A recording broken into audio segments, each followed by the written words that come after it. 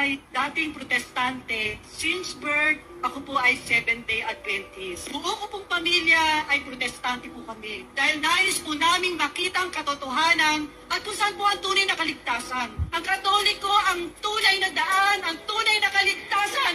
Kung bubuksan lang ninyo ang iyong puso at pag-aaralan nyo ang pananampalatayang Katoliko at masasabi ninyo na naririto ang tunay na kaligtasan.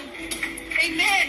Ang sabi po ng aming pastor sa Sabadista, narito ang tunay na kaligtasan. Ngayon, ang nanay ko po na-challenge po, sabi niya, nasaan ba ang tunay na kaligtasan? Naririto nga ba sa aming sinasamahan na simbahan namin, ang Sabadista? Para po, nakita po namin, lumabas po kami sa aming simbahan na Sabadista. Tinanap po namin kung saan po yung tunay na kaligtasan, ang tunay na daan. Lumabas po kami, nagpunta po kami sa Iglesia ni Cristo.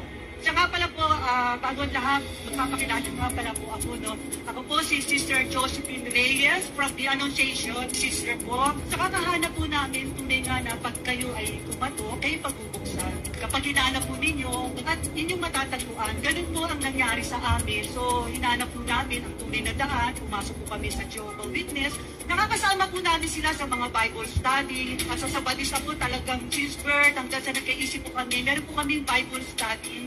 Tapos, pumasok din po kami sa Iglesia ni Cristo, sa Born Again, sa Baptist. Kumbaga, lahat po, talagang kilala po namin ang aral. Kung nasaan nga ba ang tunay na kaligtasan. Ito po Katoliko, ito po yung pinakahuli po namin na pinag-aralan. Ang hirap pong tanggapin ang salita ng Diyos, ang pananampalatayang Katoliko, sapagkat lahat po na pinasukan po namin, isa lang po ang paniniwala namin. Marami po kami against sa pare, sa mga rebulto, sa pagdarasal. Lahat po yun, napakahirap tanggapin para sa amin. Pero napakabuti ng Diyos, sapagkat gumawa siya ng paraan kung paano kami magkakaroon ng liwanag at mabuksan ang aming isipan at kung paano tatanggapin ang kanyang salita. Sa pamamagitan po ng mga ating kaparian ay unti-unti pong nabuksan ang aming isipan. Sa pamamagitan po ni Father Archie Giriba, ni Father Sunny Ramirez at ni Father Francis Gustino sa kanilang mga salita ay unti-unti po kaming natuto. At nagpadala din po siya ng mga preachers, ng Catholic Preachers Group upang matugunan ang lahat po ng aming mga katanungan. So nagkaroon po sa amin, sa bahay po namin ng Bible study na apologetic, doon po kami natuto. Kaya ngayon po kami, buong pamilya ay naging tagapagtanggol ng pananampalatayang Katoliko. At isa pa po, napakalaking bagay po sa akin ang El Shaddai Prayer Party. Alam niyo po ba, 1986, nung nagsimula po ako ng makinig pa lang po yun sa mga awitin ng El Shaddai ng mga choir.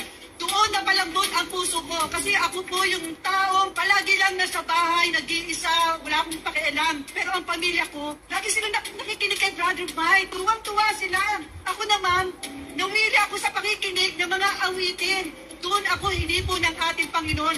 Hanggang sa unti-unti, nararamdaman ko kung unti-unti na akong pumapasok sa El Shaddai, nakikinig kay Brother Mike. At hindi lang po yun, natuto rin po ako katulad ninyo ng manggang madaling araw, walang tulugan, nandun po rin ako sa luneta, nakikisa.